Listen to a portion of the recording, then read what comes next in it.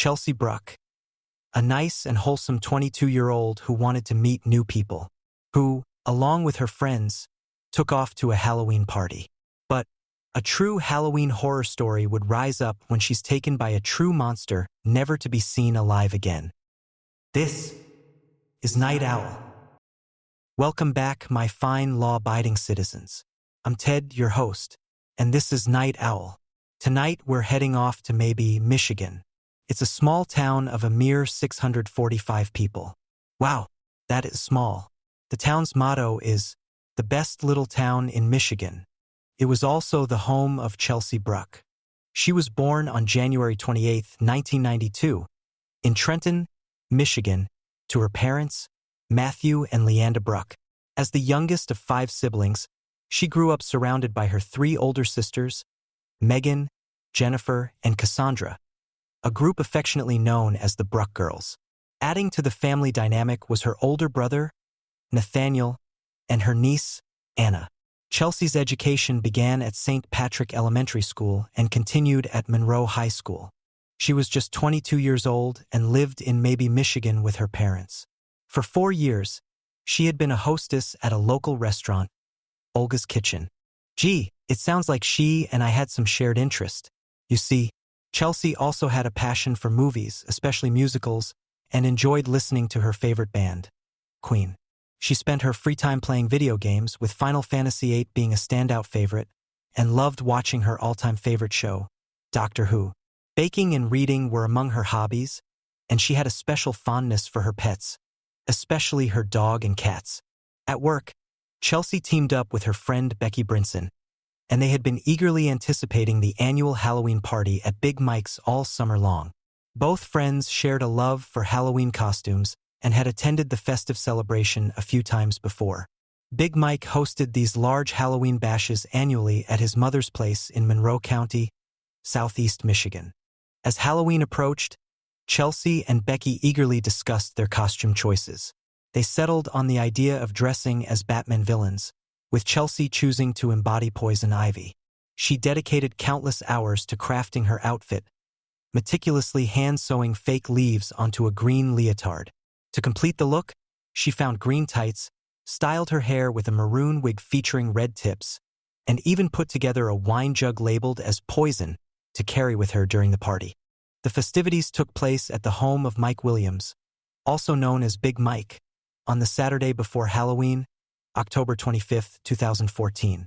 Big Mike had transformed his yard with 2 large tents, set up for an evening packed with performances from 8 heavy metal bands, including one that he played in, followed by a massive bonfire.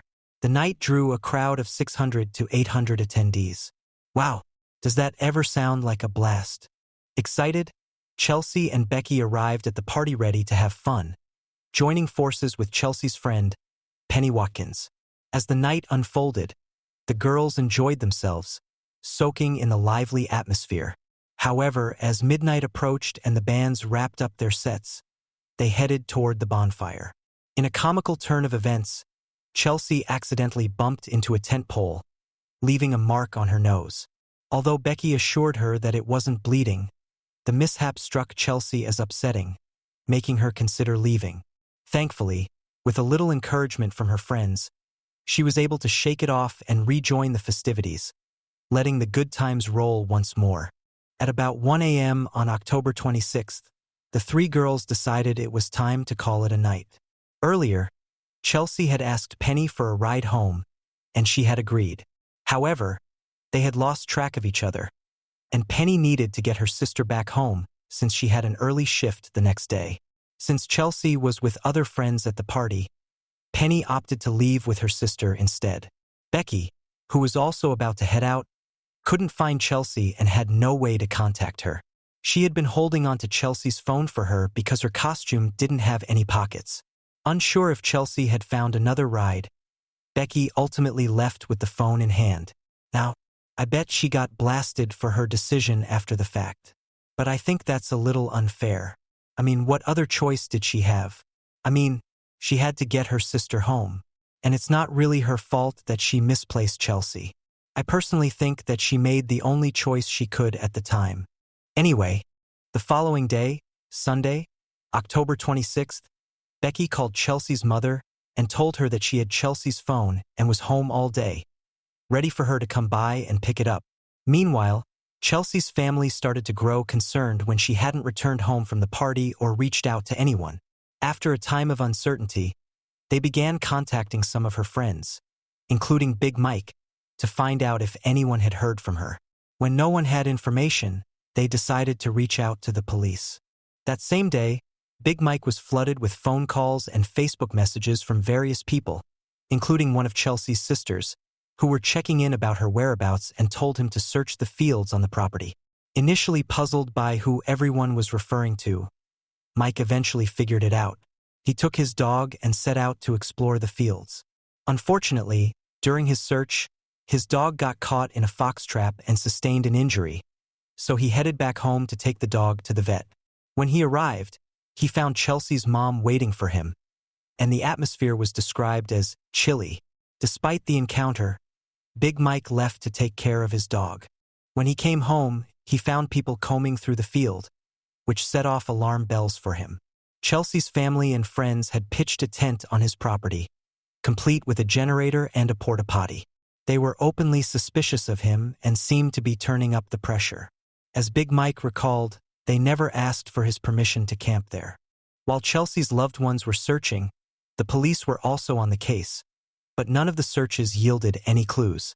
By Monday evening, Chelsea's mother was directly accusing Big Mike of being involved in her daughter's disappearance. At this point, her friends and family were clinging to the hope that Chelsea had simply gotten lost or had an accident nearby, and that she would be found somewhere on Big Mike's land. Volunteers continued the search, going door to door, asking anyone if they had any information. If Chelsea didn't turn up soon, the police faced a massive investigation.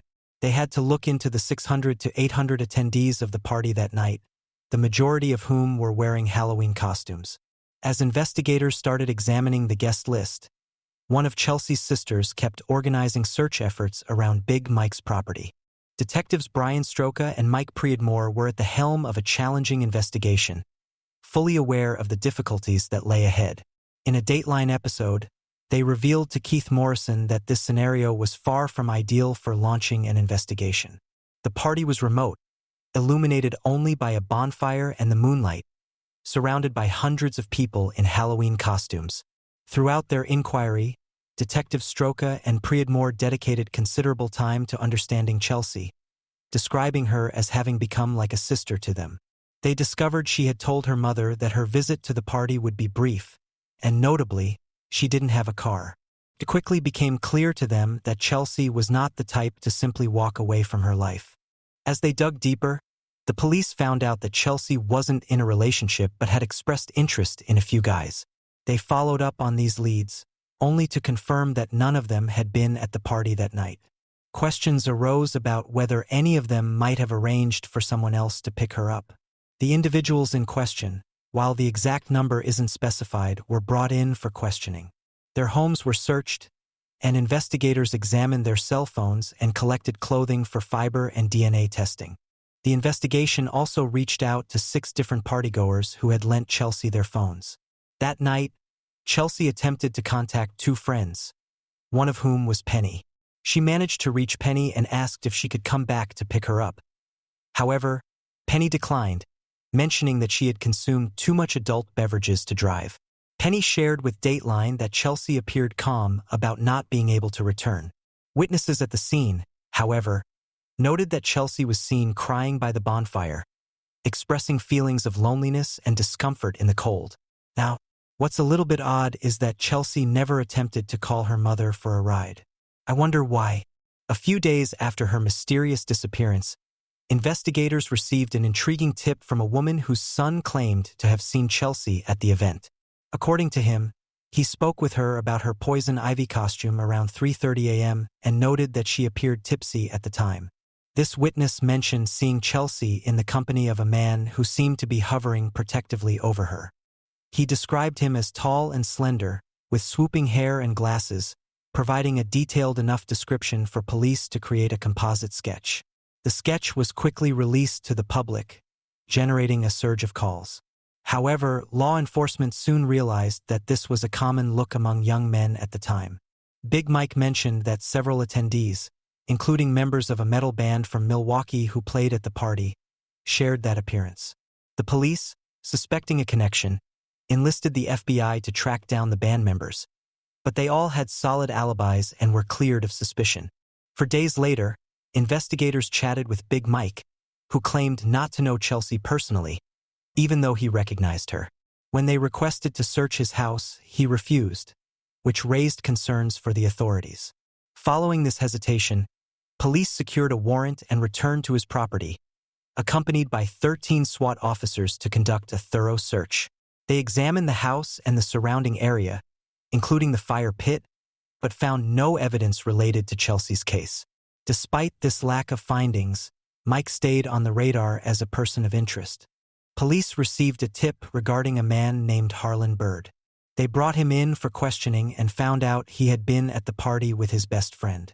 Harlan recounted seeing two men harassing a woman in the parking lot, describing how they were shoving her around and stuff while she cried out for help.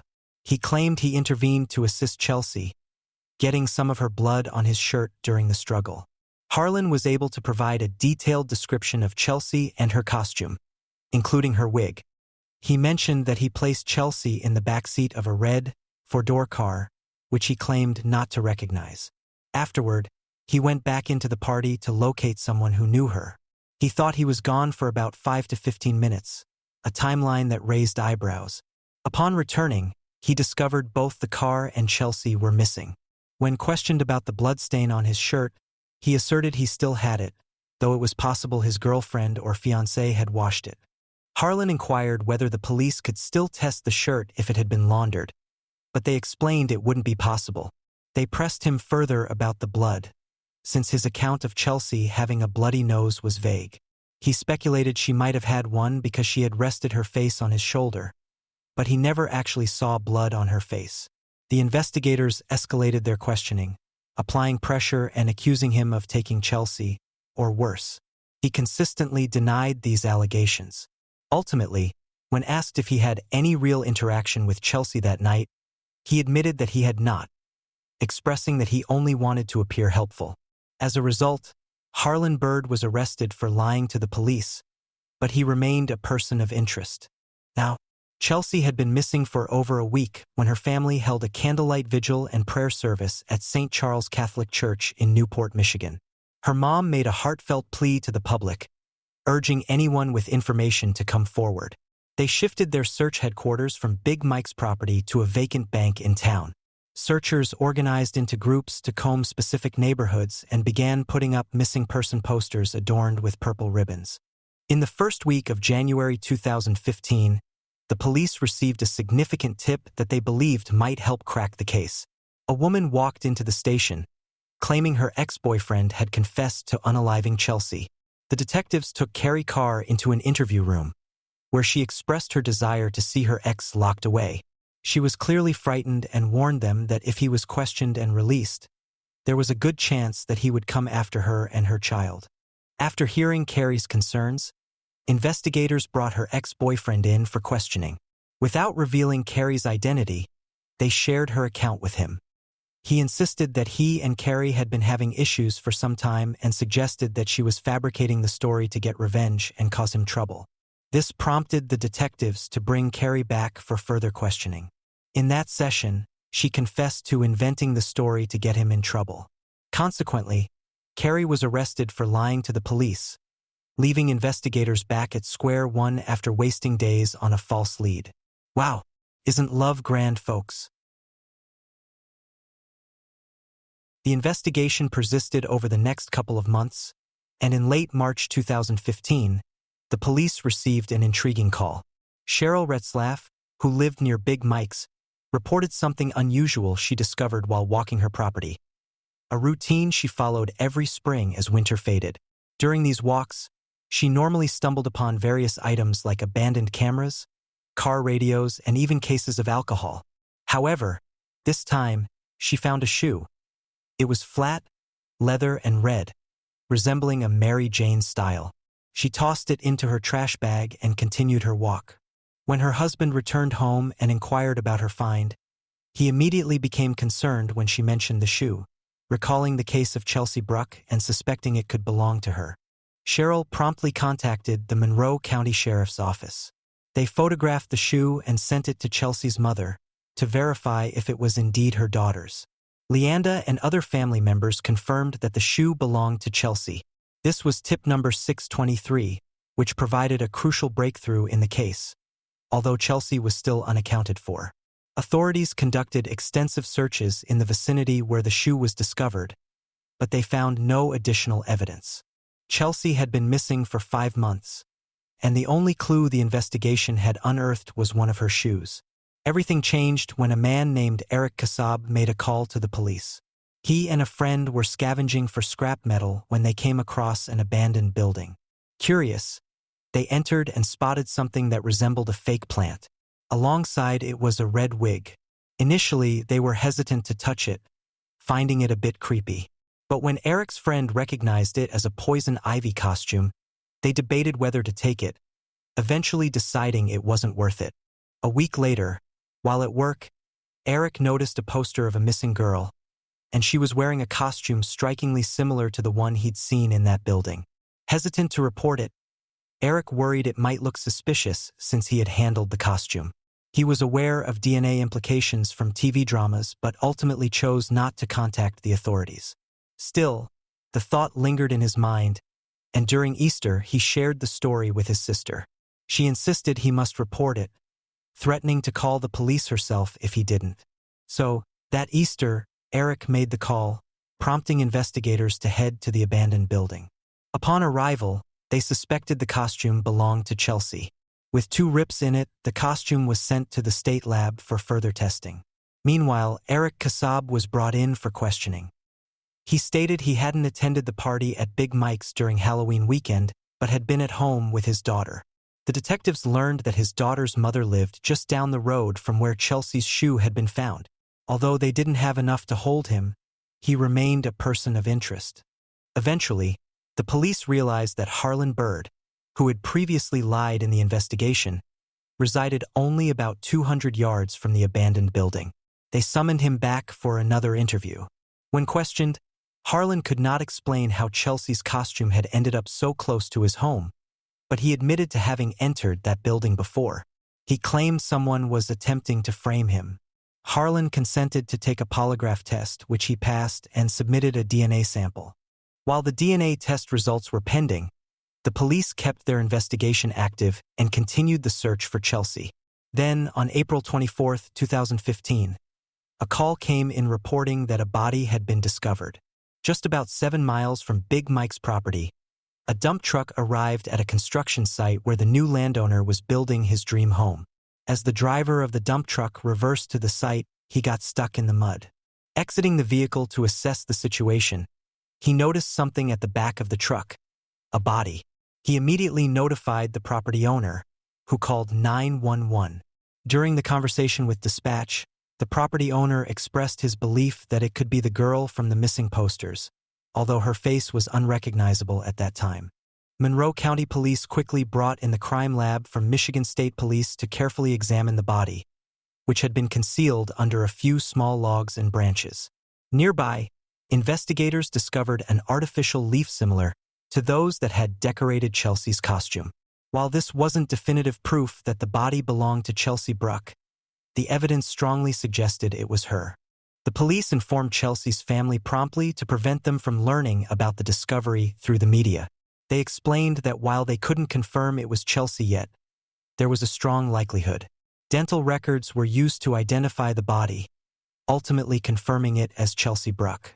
This development intensified the pressure on law enforcement to solve the case, as it was now officially designated a homicide, and finding the perpetrator became urgent to prevent any further harm. Shortly after the discovery of Chelsea's body, results from the DNA testing on her costume arrived.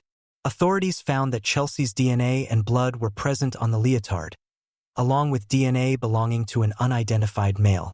Investigators entered this DNA profile into CODI's Combined DNA Index System, but unfortunately returned no matches. They were assured by the crime lab that the sample was viable, and it was just a matter of time before a match would emerge. With this development, both Eric Kassab and Harlan Bird were definitively cleared from suspicion.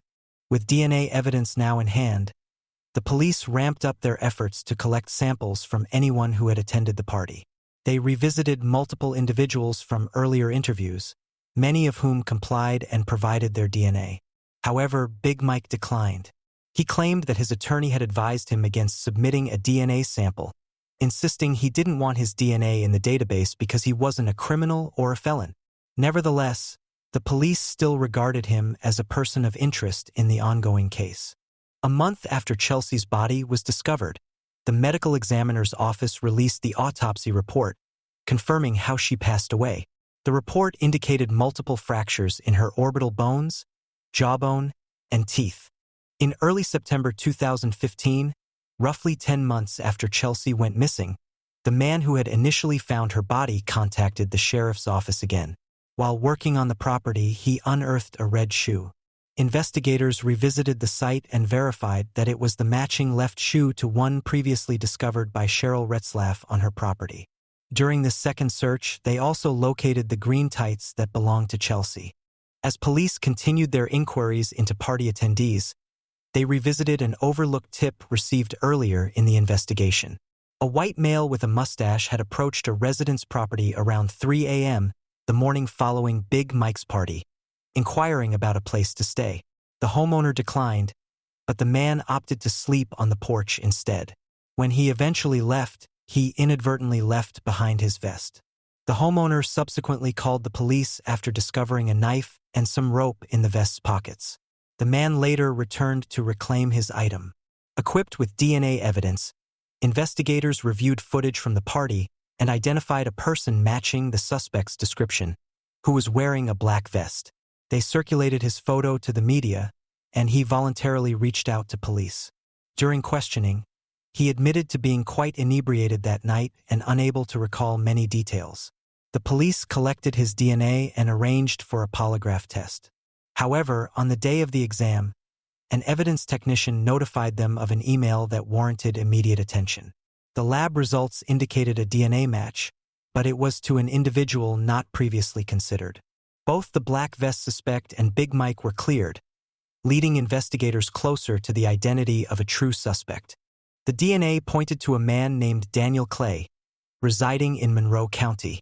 Investigators had no prior knowledge of him but soon discovered that he had no stable address, frequently moving between different homes and girlfriends.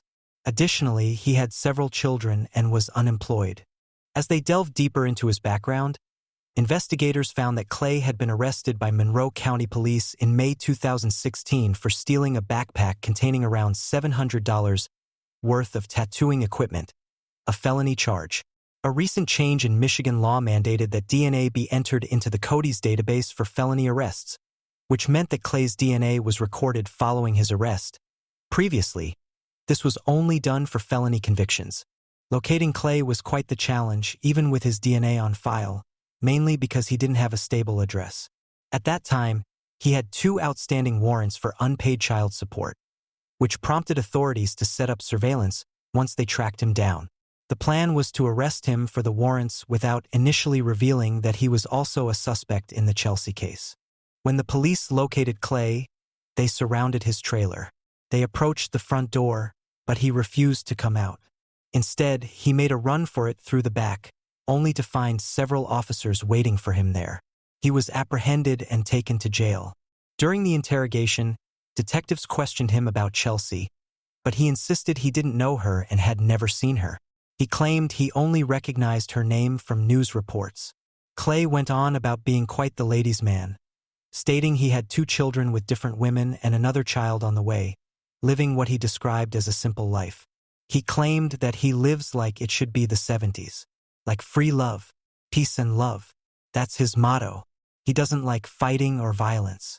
He just likes smoking grass and having relations with women. Eventually, detectives pressed him about why his DNA would be associated with Chelsea. Clay maintained there was no reason his genetic material would be found on her clothing or in her hair, at least not that he was aware of. The back and forth continued, with the detectives pressing for details while he remained in denial. However, he finally conceded that he might have hooked up with a girl that night in his car. Afterward, he mentioned calling his baby mama and leaving. When pressed further, he admitted that he had hooked up with Chelsea, but insisted she was fine and breathing when he departed, claiming she got out of his car and walked away. Since police hadn't disclosed what type of DNA they found, Clay thought it was semen.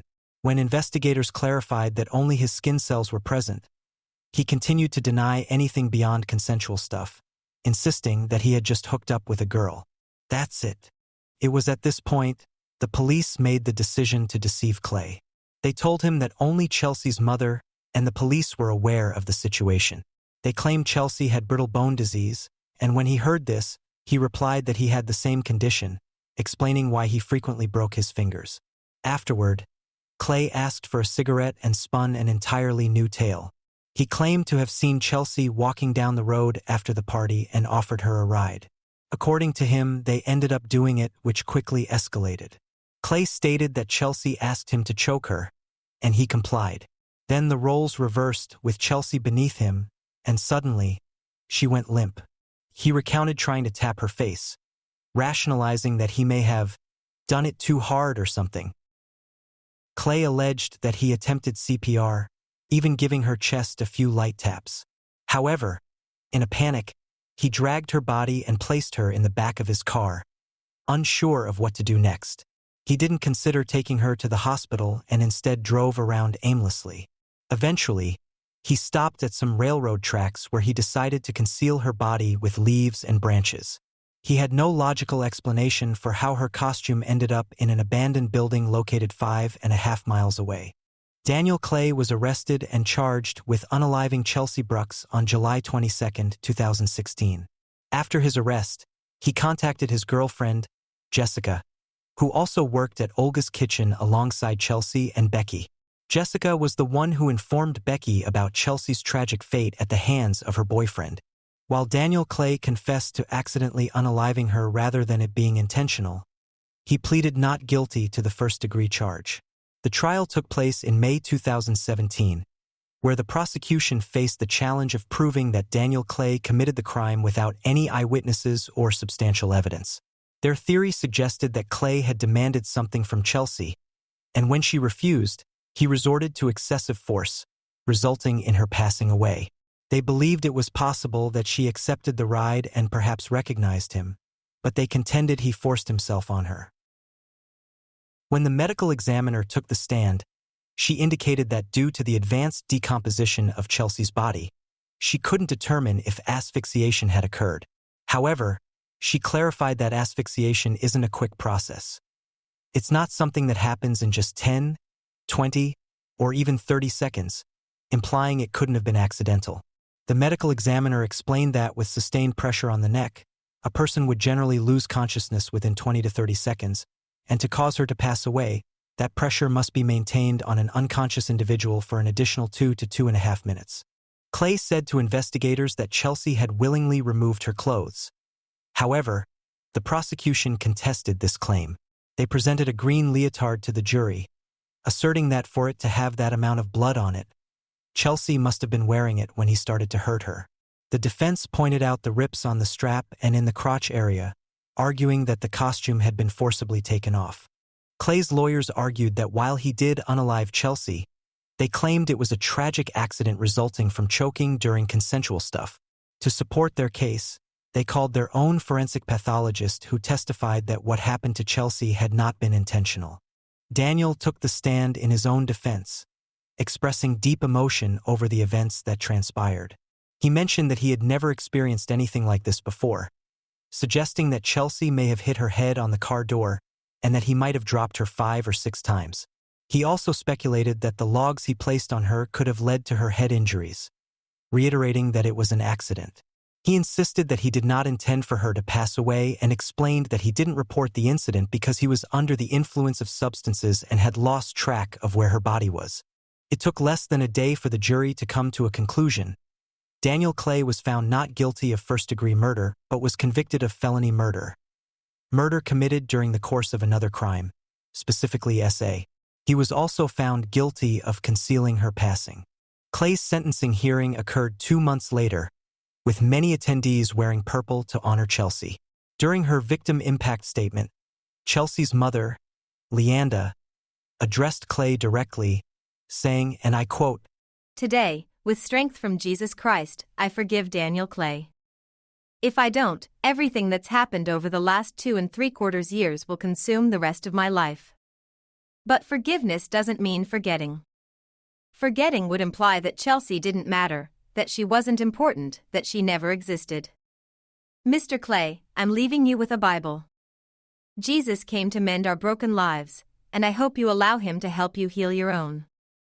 In response, Daniel Clay expressed to the court that he would keep the Bible as long as he could and apologized for his actions and the pain he caused Leanda. When it was time for the judge to deliver the sentencing, he stated that he was an evil, evil man. Therefore, this court sentences you to life in prison without the possibility of parole. Additionally, Clay received a sentence of 40 to 60 months for the charge of concealment. But Chelsea was not Clay's only victim. Just prior to his arrest for Chelsea's SA and unaliving, he had SA'd another young woman. In June of 2017, he was tried and convicted for that crime as well. So dude, was that one by accident too? So ends the tragic story of Chelsea Bruck, an incredibly sweet kid that was taken way before her time. She'll be missed by her family and friends alike. All because one monster couldn't take no for an answer. So what do you think? I mean, judging by her injuries, we know it was no accident. I personally think that he asked her if she wanted to do it, she says no, and he took it anyway by force. A true act of evil. But tell me what your thoughts are down in the comments. And as always, please remember to hit like, subscribe, and to share this video. It really does help me out. Until next time, remember, be you good or be you wicked, everyone deserves justice. Good night.